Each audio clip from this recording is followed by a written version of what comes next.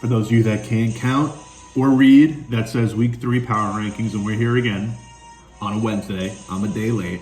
I have to go to clients on Tuesday. Some of you don't know what clients are. Some of you do. A lot of hard workers in this league. Not a ton, but a lot. This was one of those weeks that you dream about as a fan of fantasy football because there were just so many matchups that came down to Monday night. The one that didn't was between myself and Matt Stokes, where I somehow won by .02. I'm so sorry, Matt. But without further ado, let's get into these matchups. It was a crazy week. A fun week 3. And I think it's important that when we start this, we take a look and we remember those that score a lot of points and lose. It's early, you can't get too upset with your record. It's too early. I said to Tom Gorman last night, I think you can't really look at records until you're at about Halloween because it just doesn't really make any sense. Without further ado, let's get into it. So don't be upset if your record's low. You have a shot. Let's go with Dak for Perez versus Chuba Hubbard. Andy loses by 1.96. Tough break. It was a really close game going into Monday night. He got 20, 19, and 10 out of Prescott, Adams, and Mike Evans. Antonio Gibson got him 16, but he started Mark Ingram. You can't start Mark Ingram in a 12-team, 14-team, 16-team, 32-team league. You can't do it. You can't start Mark Ingram. He had 21 rushing yards, -1 receiving yards. Chris, 90 points, fine week, 15 out of Barkley, 9 out of Mixon, 10 out of Kittle, Cooper Kupp, wide receiver 1. Congrats to Chris, 3-0. Andy Unchained, 1-2. Don't worry about records, though, like I said. It's early. Next, we have the highest scoring matchup of the week, which is Chiquita Banana versus Sally Stubbs, reigning champ. 3-0 Sally Stubbs, 1-2 Chiquita Banana. Chiquita really, Tyler Lockett came back down to earth, 31 yards. Tyreek Hill's been kind of bad, 47 yards, but he got Jamar Chase to get him 18. He traded Najee Harris, but got him 14. Cleveland D got him 16. Sal just was able to Sal had 3 guys on his team, combined for 66 points. Can usually win when that happens. Josh Allen, Mike Williams, who's looking like steal the draft, and Daniel Carlson is kicker. Credit to Sal, won by 5, 3-0 versus Chiquita Bananas, 1-2.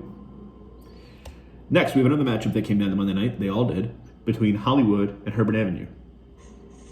This one I kind of feel bad for Kyle for. I called it. I didn't like his spot because 35 points while Yahoo projects it, which is what he was down by going into Monday night. It's not typically what all 3 players are going to hit. Zeke got him 23. If you told Kyle Zeke got you 23 points going into Monday night, going into the end of the week, he's down by 35. You feel pretty good. But he had Miles Sanders, who I think had 2 total rushes, and Amari Cooper, who had 26 yards, was kind of banged up. Tough spot for Kyle. He put up 106. Deserved better. He's 0-3. And then Herbert Avenue finally gets on the board. 109 points for Dill. 30 out of Herbert, 16 out of Metcalf, 11 out of Keenan, 17 out of Kamara. I mean, that's pretty much the whole team. 28 plus 16 is what? 44 plus 30, 74 of this 109 come from those 4. It's pretty good. It's a good recipe for winning. Dylan's 1-2. Kyle's 0-3. Next, we have the lowest scoring matchup of the week. 3-0 now, John Toohey versus 2-1 Kirk Cousins' friends balls. Patrick. 71-68, came down to Monday Night Football. CeeDee Lamb had 3 catches, I think. 3 catches on 3 targets. Toohey got 6.5 out of Pollard, which is kind of what, if he doesn't score a touchdown, he's probably going to give you, which is fine when the rest of your team's playing pretty well. Toohey had a tough week out of DeAndre Hopkins. Kyler came back to earth, but it was enough. 3-0 is 3-0.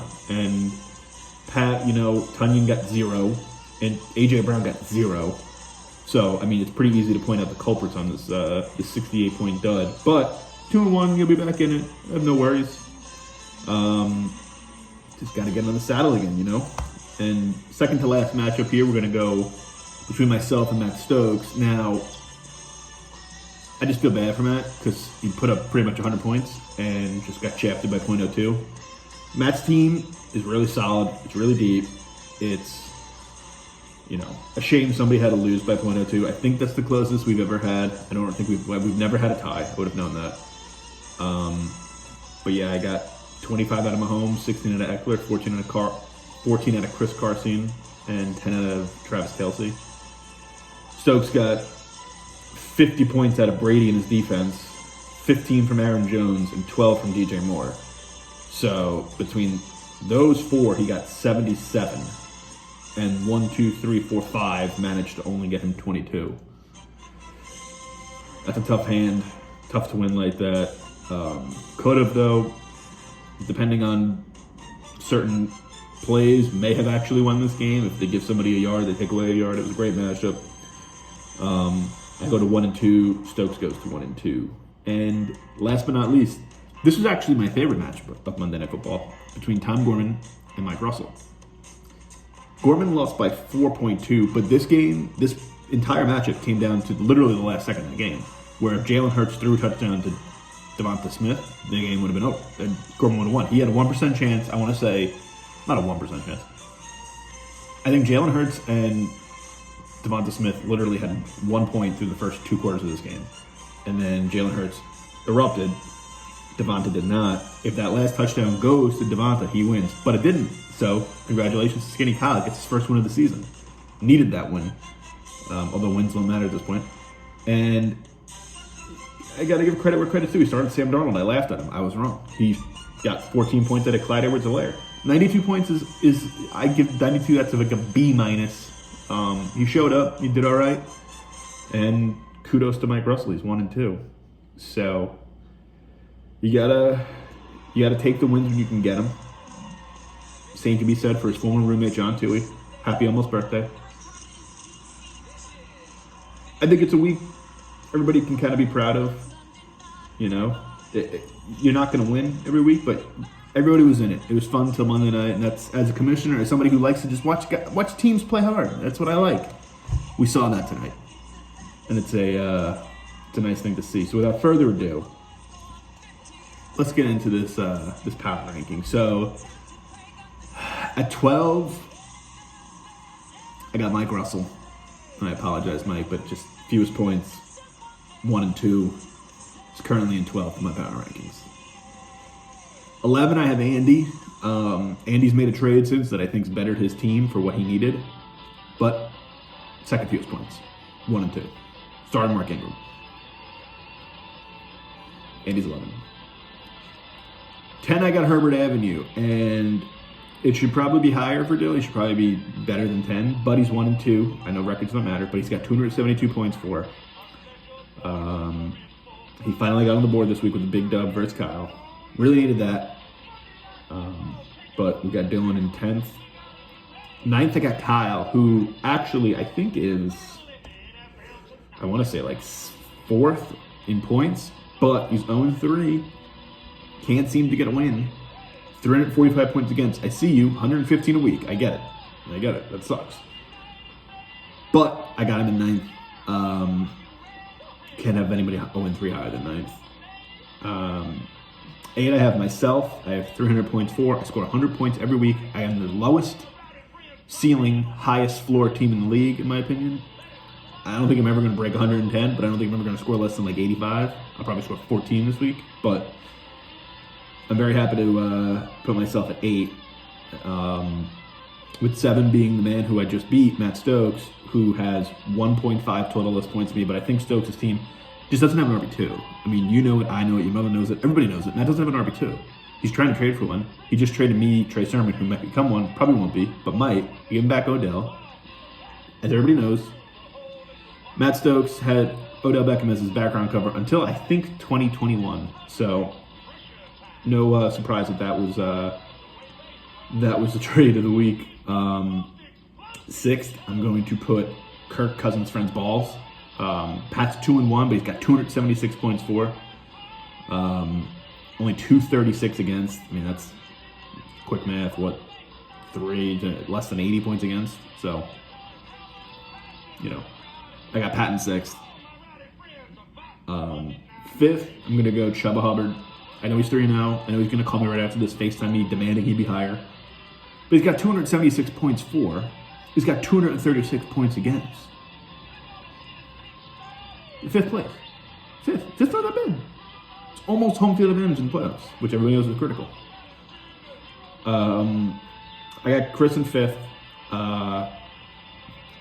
4, I'm going to go with Tom Gorman. I know Tom was not a fan of being second. He thought he should have been lower. He's 1 and 2. But I think Tom deserves to be at 4. He's got 309 points for. He's playing pretty solid. He's getting 307 points again, so every matchup he's in is close, which is true. I think Tom deserves to be 4. And at 3, I'm going to put Juan Fonta, which I know he might not like this because he was 1 back-to-back weeks, but 320 points for, 248 again. 320 is no joke. I give credit where credit's due. But he's my number 3 team at 3-0. The birthday boy, John Tui.